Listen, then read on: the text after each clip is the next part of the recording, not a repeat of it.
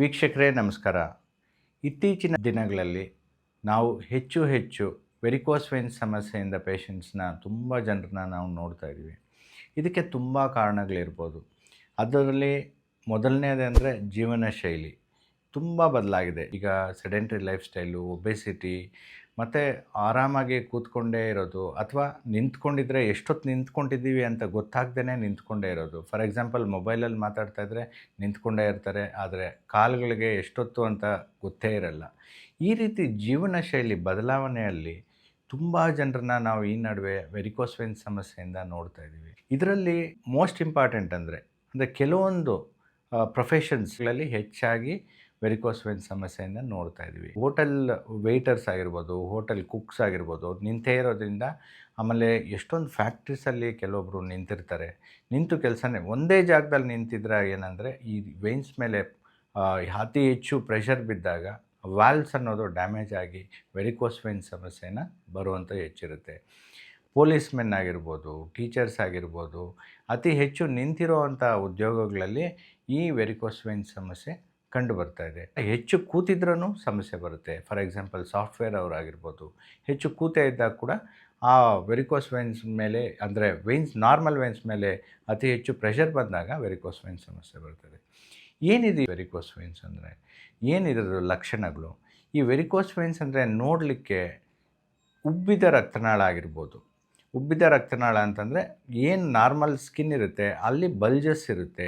ಯಾಕಿರುತ್ತೆ ಅಂದರೆ ಒಳಗೆ ಅಂದರೆ ಸ್ಕಿನ್ ಕೆಳಗಡೆ ಇರೋಂಥ ವೇನ್ಸು ಆ ಪ್ರೆಷರಿಂದ ದಪ್ಪ ಆಗಿದ್ದರೆ ಅದನ್ನು ಬಲ್ಜಸ್ ಥರ ಹಾವಿನಂತೆ ಕಾಣಿಸುವಂಥದ್ದು. ಈ ರೀತಿ ತೊಡೆ ಭಾಗದಿಂದ ಪಾದವರೆಗೂ ಇರ್ಬೋದು.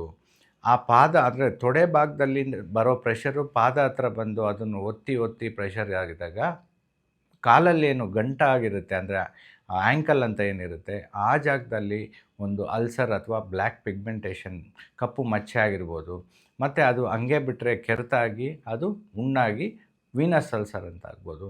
ಕೆಲವೊಮ್ಮೆ ಅದು ಒಡ್ಕೊಂಡಾಗ ಬ್ಲೀಡಿಂಗು ಒಂದು ಕಾರಂಜಿ ಅಥವಾ ಏನು ಫೌಂಟೈನ್ ಥರ ಅತಿ ಹೆಚ್ಚು ಪ್ರೆಷರಲ್ಲಿ ಗೊತ್ತಿಲ್ದಂಗೆ ನೋವೇ ಇಲ್ದಂಗೆ ಬ್ಲೀಡ್ ಆಗುವಂಥದ್ದು. ಇದೆಲ್ಲನೂ ಕಾರಣಗಳಿರ್ತದೆ.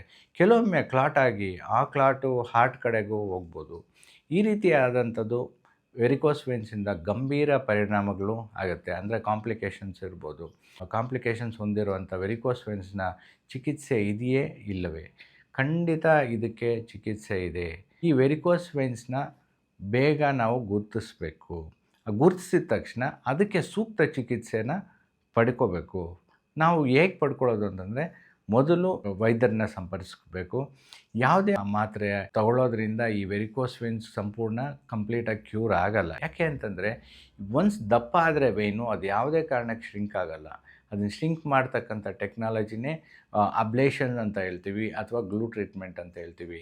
ಮೊದಲ ಕಾಲದಲ್ಲಿ ಕಟ್ ಮಾಡಿ ಅದನ್ನು ಗುಣಪಡಿಸ್ತಾಯಿದ್ರು, ಅಂದರೆ ಓಪನ್ ಸರ್ಜರಿ ಅಂತ ಹೇಳ್ತಾಯಿದ್ರು. ಆದರೆ ಈಗ ಅಡ್ವಾನ್ಸ್ ಟ್ರೀಟ್ಮೆಂಟಲ್ಲಿ ಈ ವೆರಿಕೋಸ್ ವೇನ್ಸಿಂತ ಇದನ್ನು ಕಂಪ್ಲೀಟಾಗಿ ಕ್ಯೂರ್ ಮಾಡೋವಂಥ ಟೆಕ್ನಾಲಜಿ ವಿತೌಟ್ ಕಟ್ಟಿಂಗ್, ವಿತೌಟ್ ಸೂಚರಿಂಗ್ ಮಾಡೋವಂಥ ಟೆಕ್ನಾಲಜಿ ಇದೆ.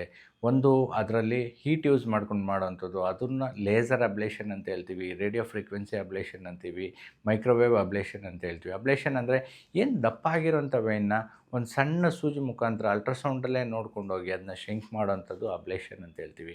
ಕೆಲವೊಮ್ಮೆ ಗ್ಲೂ ಅಂದರೆ ಅದು ಸಣ್ಣ ನೀರಿನ ಮುಖಾಂತರ ಹೋಗಿ ಗಮ್ ಡ್ರಾಪ್ಲೆಟ್ಸ್ ಇರುತ್ತೆ ಅಂದರೆ ಗ್ಲೂ ಹಾಕ್ತೀವಿ, ಅದು ಮತ್ತು ಏನು ದಪ್ಪಾಗಿರುತ್ತೆ ಅದನ್ನು ಸೀಲ್ ಮಾಡೋವಂಥದ್ದು, ಅದು ಒಂದು ಟೆಕ್ನಾಲಜಿ. ಈ ರೀತಿ ಮಿನಿಮಲಿ ಇನ್ವೇಸಿವ್ ಟ್ರೀಟ್ಮೆಂಟ್ ವೆರಿಕೋಸ್ ವೇನ್ಸ್ಗೆ ಈಗ ಲಭ್ಯ ಇರುತ್ತೆ.